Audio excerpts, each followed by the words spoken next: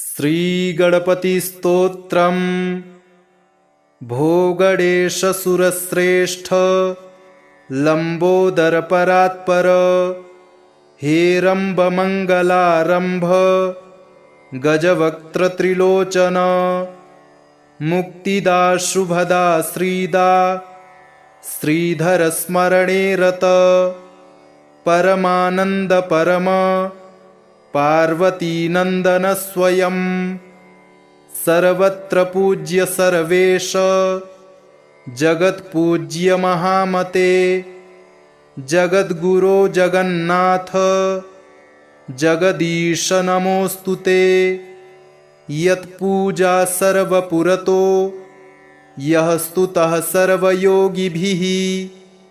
यः पूजितः सुरेन्द्रैश्च मुनीन्द्रैस्तं नमाम्यहम्। परमाराधनेनैव कृष्णस्य परमात्मनः, पुण्यकेन व्रतेनैव यं प्राप्य पार्वती सती, तं नमामि सुरश्रेष्ठं सर्वश्रेष्ठं गरिष्ठकम्, ज्ञानिश्रेष्ठं वरिष्ठं च तं नमामि गणेश्वरम्। इत्येवमुक्त्वा देवर्षिस्तत्रैवान्तर्दधे विभुः, नारदः प्रययौ शीघ्रमीश्वरारभ्यन्तरं मुदा। इदं लम्बोदरस्तोत्रं नारदेन कृतं पुरा, पूजाकाले पठेन्नित्यं जयं तस्य पदे पदे। संकल्पितं पठेद्यो हि वर्षमेकं सुसंयतः, विशिष्टपुत्रं लभते परं कृष्णपरायणं, यशस्विनं च विद्वांसं धनिनं चिरजीविनं, विघ्ननाशो भवेत् तस्य महैश्वर्यं यशोमलम्। इहैव च सुखं भुक्त्वा अन्ते याति हरेः पदम्। भो गणेशसुरश्रेष्ठ लम्बोदरपरात्पर, हेरम्बमङ्गलारम्भ गजवक्त्रत्रिलोचन, मुक्तिदा शुभदा श्रीदा श्रीधरस्मरणे रत, परमानन्द परम पार्वतीनन्दन स्वयं, सर्वत्र पूज्य सर्वेश जगत्पूज्य महामते, जगद्गुरो जगन्नाथ जगदीश नमोस्तुते। यत्पूजा सर्वपुरतो यः स्तुतः सर्वयोगिभिः, यः पूजितः सुरेन्द्रैश्च मुनीन्द्रैस्तं नमाम्यहम्। परमाराधनेनैव कृष्णस्य परमात्मनः, पुण्यकेन व्रतेनैव यं प्राप्य पार्वती सती, तं नमामि सुरश्रेष्ठं सर्वश्रेष्ठं गरिष्ठकम्, ज्ञानिश्रेष्ठं वरिष्ठं च तं नमामि गणेश्वरम्। इत्येवमुक्त्वा देवर्षिस्तत्रैवान्तर्दधे विभुः, नारदः प्रययौ शीघ्रमीश्वरारभ्यन्तरं मुदा। इदं लम्बोदरस्तोत्रं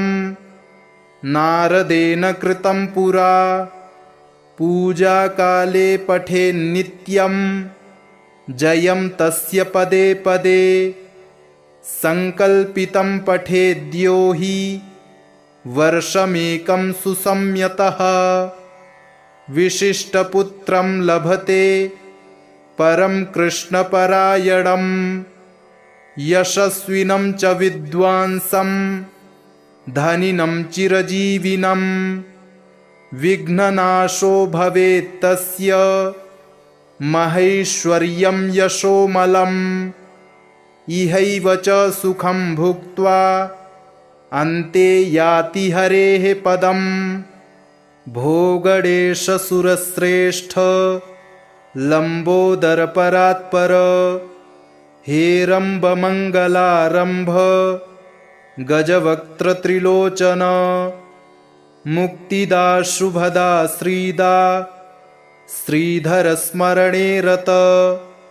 परमानन्द परम पार्वतीनन्दन स्वयं सर्वत्र पूज्य सर्वेश जगत्पूज्य महामते जगद्गुरो जगन्नाथ जगदीश नमोऽस्तु ते यत्पूजा सर्वपुरतो यः स्तुतः सर्वयोगिभिः यः पूजितः सुरेन्द्रैश्च मुनीन्द्रैस्तं नमाम्यहम् परमाराधनेनैव कृष्णस्य परमात्मनः पुण्यकेन व्रतेनैव यं प्राप्य पार्वती सती तं नमामि सुरश्रेष्ठं सर्वश्रेष्ठं गरिष्ठकं ज्ञानिश्रेष्ठं वरिष्ठं च तं नमामि गणेश्वरम्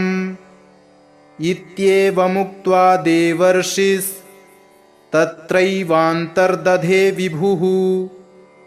नारदः प्रययौ मीश्वरारभ्यन्तरं मुदा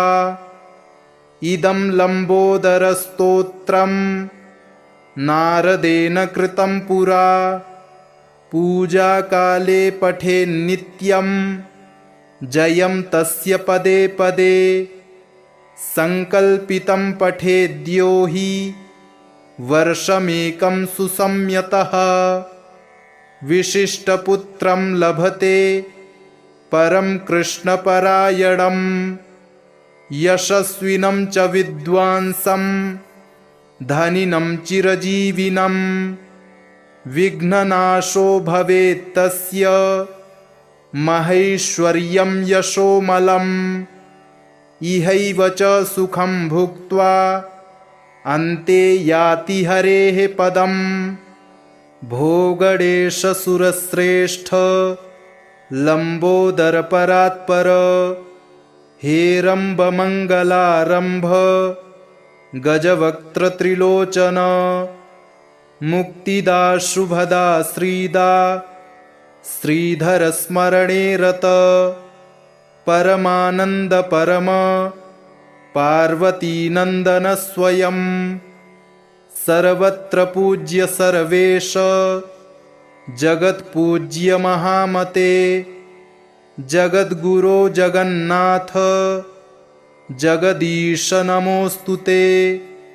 यत्पूजा सर्वपुरतो यः स्तुतः सर्वयोगिभिः यः पूजितः सुरेन्द्रैश्च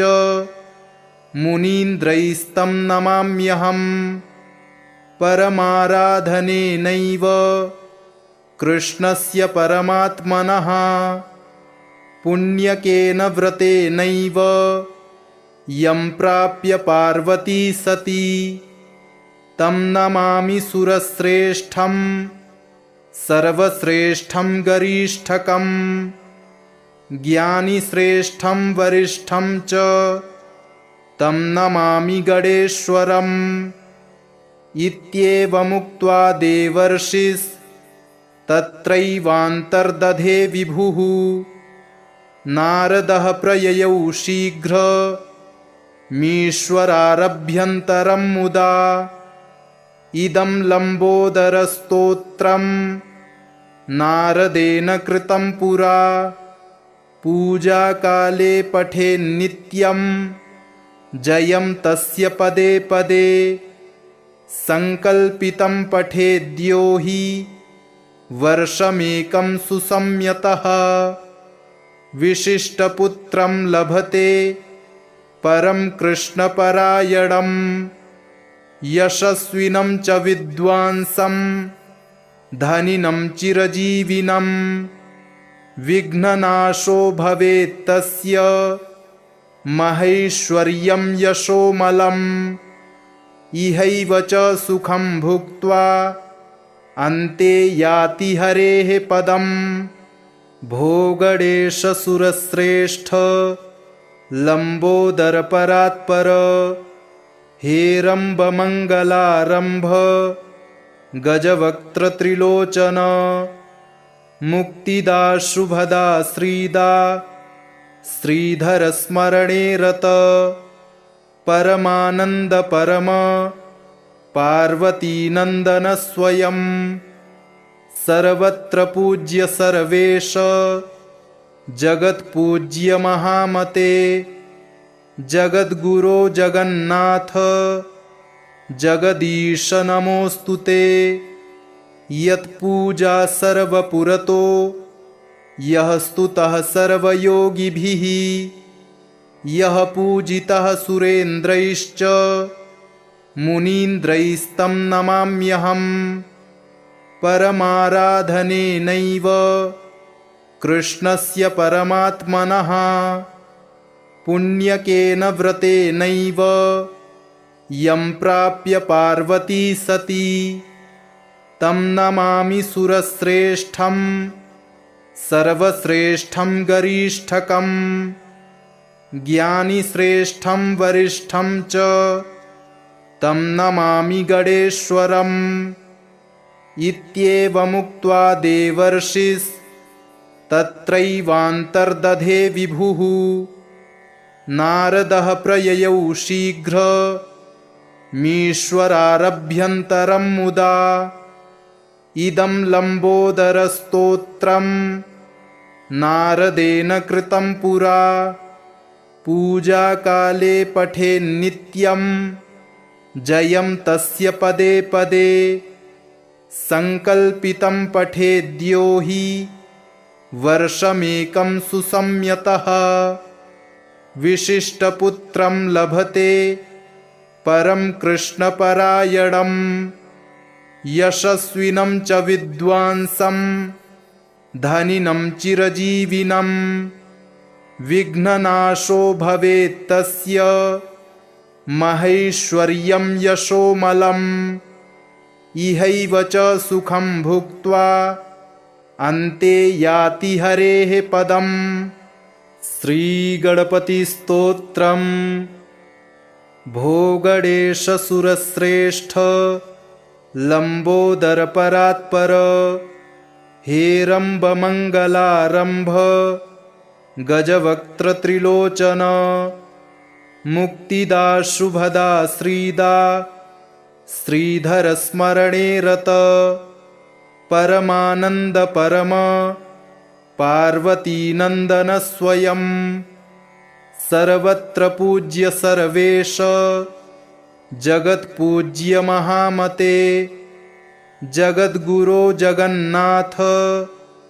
जगदीश नमोस्तुते यत्पूजा सर्वपुरतो यः स्तुतः सर्वयोगिभिः यः पूजितः सुरेन्द्रैश्च मुनीन्द्रैस्तं नमाम्यहम् परमाराधनेनैव कृष्णस्य परमात्मनः पुण्यकेन व्रतेनैव यं प्राप्य पार्वती सती तं नमामि सुरश्रेष्ठं सर्वश्रेष्ठं गरिष्ठकं ज्ञानिश्रेष्ठं वरिष्ठं च तं नमामि गणेश्वरम् इत्येवमुक्त्वा देवर्षिस्तत्रैवान्तर्दधे विभुः नारदः प्रययौ मीश्वरारभ्यन्तरं मुदा इदं लंबोदरस्तोत्रं नारदेन कृतं पुरा पूजाकाले पठेन्नित्यं जयं तस्य पदे पदे संकल्पितं पठेद्यो हि वर्षमेकं सुसंयतः विशिष्टपुत्रं लभते परं कृष्णपरायणं यशस्विनं च विद्वांसं धनिनं चिरजीविनं विघ्ननाशो भवेत् तस्य महैश्वर्यं यशोमलम् इहैव च सुखं भुक्त्वा अन्ते याति हरेः पदम् भोगणेशसुरश्रेष्ठ लम्बोदरपरात्पर हेरम्बमङ्गलारम्भ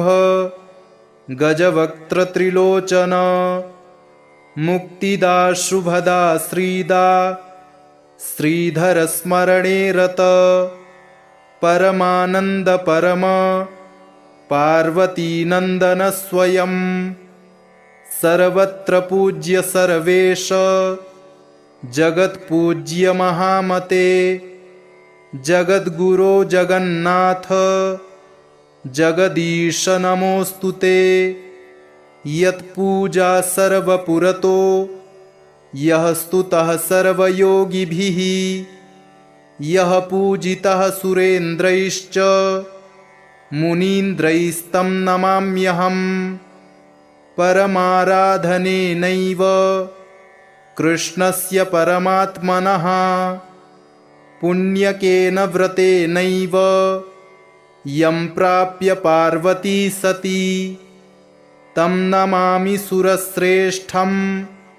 सर्वश्रेष्ठं गरिष्ठकं ज्ञानिश्रेष्ठं वरिष्ठं च तं नमामि गणेश्वरम् इत्येवमुक्त्वा देवर्षिस्तत्रैवान्तर्दधे विभुः नारदः प्रययौ मीश्वरारभ्यन्तरं मुदा इदं लम्बोदरस्तोत्रं नारदेन कृतं पुरा पूजाकाले पठेन्नित्यं जयं तस्य पदे पदे संकल्पितं पठेद्यो हि वर्षमेकं सुसंयतः विशिष्टपुत्रं लभते परं कृष्णपरायणं यशस्विनं च विद्वांसं धनिनं चिरजीविनं विघ्ननाशो भवेत् तस्य महैश्वर्यं यशोमलम् इहैव च सुखं भुक्त्वा अन्ते याति हरेः पदम् भोगणेशसुरश्रेष्ठ लम्बोदरपरात्पर हेरम्बमङ्गलारम्भ गजवक्त्रत्रिलोचन मुक्तिदा शुभदा श्रीदा श्रीधरस्मरणे रत परमानंद परम पार्वतीनंदन स्वयं सर्वत्र पूज्य सर्वेश जगत्पूज्य महामते जगद्गुरो जगन्नाथ जगदीश नमोस्तुते यत्पूजा सर्वपुरतो यः स्तुतः सर्वयोगिभिः यः पूजितः सुरेन्द्रैश्च मुनीन्द्रैस्तं नमाम्यहम् परमाराधनेनैव कृष्णस्य परमात्मनः पुण्यकेन व्रतेनैव यं प्राप्य पार्वती सती तं नमामि सुरश्रेष्ठं सर्वश्रेष्ठं गरिष्ठकं ज्ञानिश्रेष्ठं वरिष्ठं च तं नमामि गणेश्वरम् इत्येवमुक्त्वा देवर्षिस्तत्रैवान्तर्दधे विभुः नारदः प्रययौ मीश्वरारभ्यन्तरं मुदा इदं लम्बोदरस्तोत्रं नारदेन कृतं पुरा पूजाकाले पठेन्नित्यं जयं तस्य पदे पदे संकल्पितं पठेद्यो हि वर्षमेकं सुसंयतः विशिष्टपुत्रं लभते परं कृष्णपरायणं यशस्विनं च विद्वांसं धनिनं चिरजीविनं विघ्ननाशो भवेत् तस्य महैश्वर्यं यशोमलम् इहैव च सुखं भुक्त्वा अन्ते याति हरेः पदम् भोगणेश सुरश्रेष्ठ लंबोदरपरात्पर हेरम्ब मंगलारंभ गजवक्त्रत्रिलोचन मुक्तिदा शुभदा श्रीदा श्रीधर स्मरणे रत परमानंद परम पार्वती नंदन स्वयं सर्वत्र पूज्य सर्वेश जगत्पूज्य महामते जगद्गुरो जगन्नाथ जगदीश नमोस्तुते यत्पूजा सर्वपुरतो यः स्तुतः सर्वयोगिभिः यः पूजितः सुरेन्द्रैश्च मुनीन्द्रैस्तं नमाम्यहम् परमाराधनेनैव कृष्णस्य परमात्मनः पुण्यकेन व्रतेनैव यं प्राप्य पार्वती सती तं नमामि सुरश्रेष्ठं सर्वश्रेष्ठं गरिष्ठकं ज्ञानिश्रेष्ठं वरिष्ठं च तं नमामि गणेश्वरम् इत्येवमुक्त्वा देवर्षिस्तत्रैवान्तर्दधे विभुः नारदः प्रययौ शीघ्रमीश्वरारभ्यन्तरं मुदा इदं लम्बोदरस्तोत्रं नारदेन कृतं पुरा पूजाकाले पठेन्नित्यं जयं तस्य पदे पदे संकल्पितं पठेद्यो हि वर्षमेकं सुसंयतः विशिष्टपुत्रं लभते परं कृष्णपरायणं यशस्विनं च विद्वांसं धनिनं चिरजीविनं विघ्ननाशो भवेत् तस्य महैश्वर्यं यशोमलम् इहैव च सुखं भुक्त्वा अन्ते याति हरेः पदम् भोगणेश सुरश्रेष्ठ लंबोदरपरात्पर हेरम्ब मंगलारंभ गजवक्त्रत्रिलोचन मुक्तिदा शुभदा श्रीदा श्रीधर स्मरणे रत परमानंद परम पार्वती नंदन स्वयं सर्वत्र पूज्य सर्वेश जगत्पूज्य महामते जगद्गुरो जगन्नाथ जगदीश नमोस्तुते यत्पूजा सर्वपुरतो यः स्तुतः सर्वयोगिभिः यः पूजितः सुरेन्द्रैश्च मुनीन्द्रैस्तं नमाम्यहम्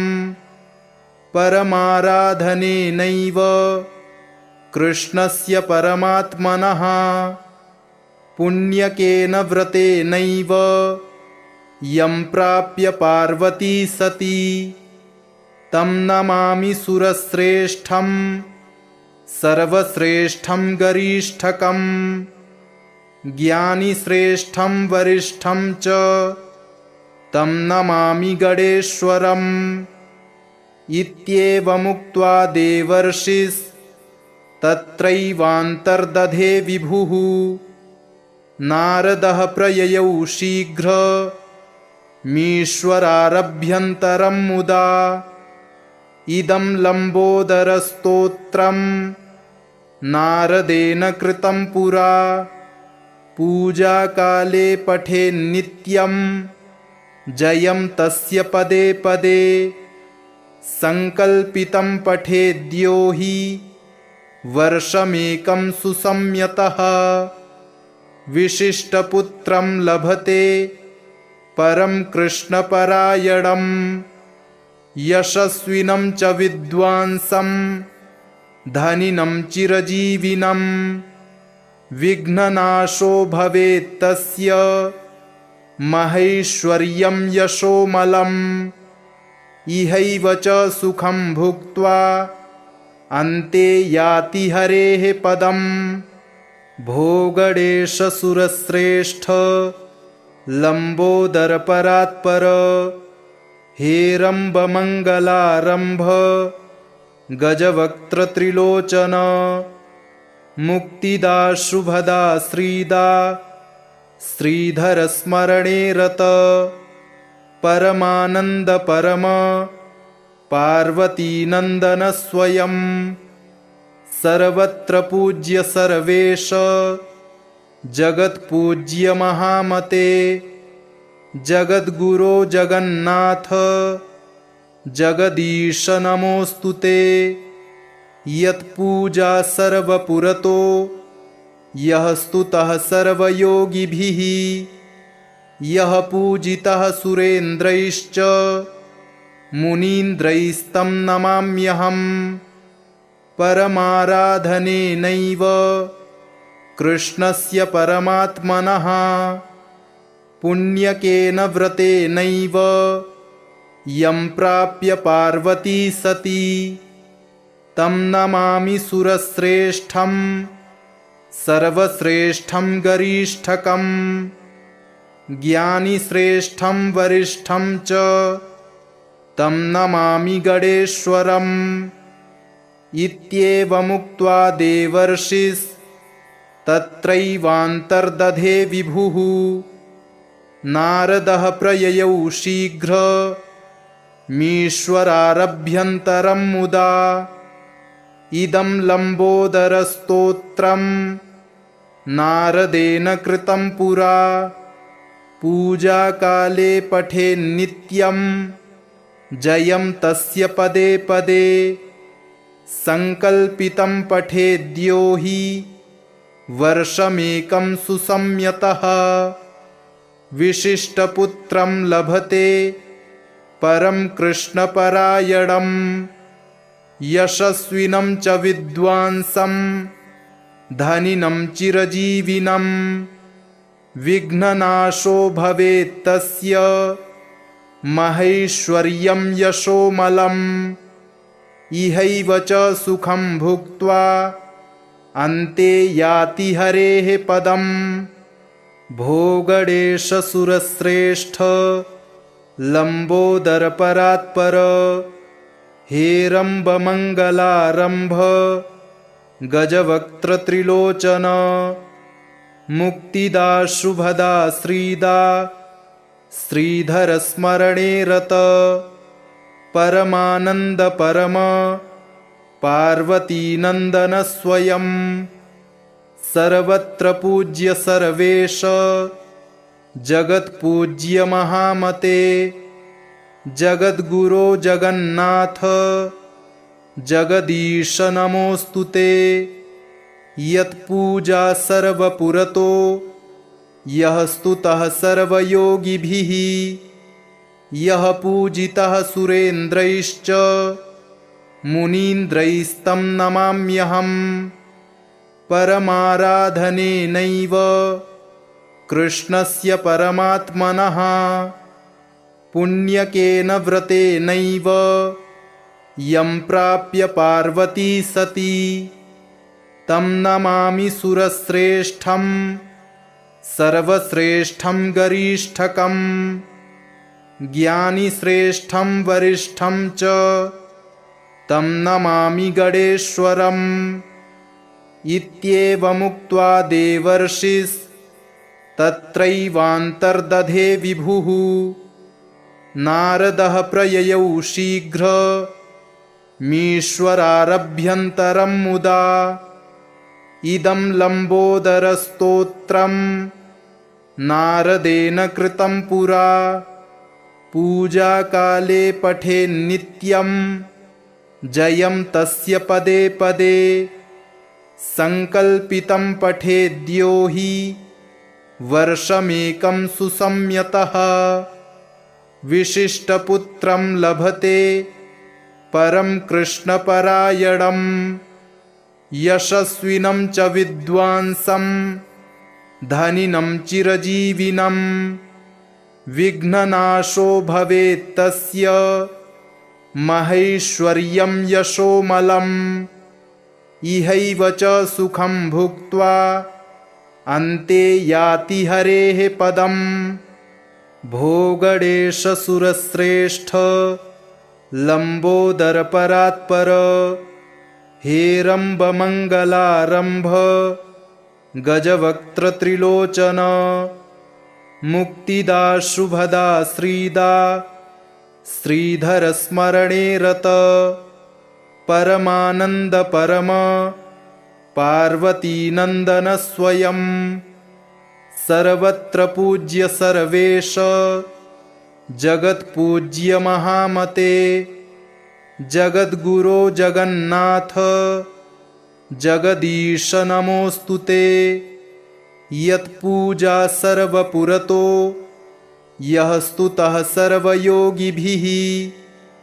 यः पूजितः सुरेन्द्रैश्च मुनीन्द्रैस्तं नमाम्यहम् परमाराधनेनैव कृष्णस्य परमात्मनः पुण्यकेन व्रतेनैव यं प्राप्य पार्वती सती तं नमामि सुरश्रेष्ठं सर्वश्रेष्ठं गरिष्ठकं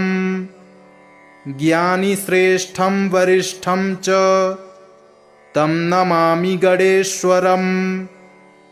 इत्येवमुक्त्वा देवर्षिस्तत्रैवान्तर्दधे विभुः नारदः प्रययौ मीश्वरारभ्यन्तरं मुदा इदं लम्बोदरस्तोत्रं नारदेन कृतं पुरा पूजाकाले पठेन्नित्यं जयं तस्य पदे पदे संकल्पितं पठेद्यो हि वर्षमेकं सुसंयतः विशिष्टपुत्रं लभते परं कृष्णपरायणं यशस्विनं च विद्वांसं धनिनं चिरजीविनं विघ्ननाशो भवेत् तस्य महैश्वर्यं यशोमलम् इहैव च सुखं भुक्त्वा अन्ते याति हरेः पदम् इति श्री नारदकृतं गणपतिस्तोत्रं सम्पूर्णम्।